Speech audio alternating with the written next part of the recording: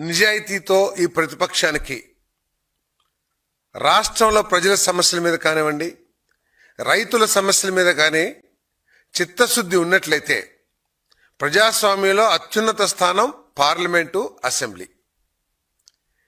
మీరేమో మీ స్వార్థం కోసం రాజ్యాంగ విరుద్ధమైన పదవీకాంక్షతో మీరు అసెంబ్లీకి వచ్చి ప్రజల సమస్యలనేమో ప్రస్తావించరు.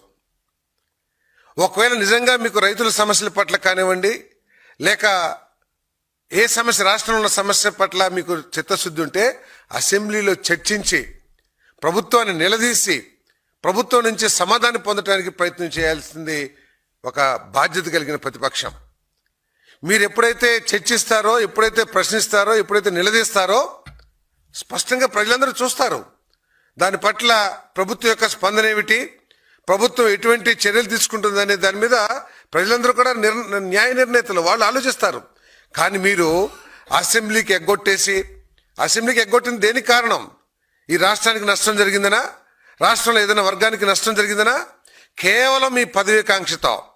మీరు ఇటీవల ఒకసారి అసెంబ్లీకి వచ్చారు, ఉన్న అరగంట కూడా నాకు పదవి ఇమ్మని చెప్పేసి విలువైన సభా సమయాన్ని చేశారు తప్పితే ఎక్కడైనా ఆ రోజు ఉన్న రైతుల సమస్య కానివ్వండి, విద్యార్థుల సమస్య కానివ్వండి, కనీసం ఒక్కసారైనా స్పందించారని చెప్పేసి నేను ప్రశ్నిస్తూ ఉన్నాను.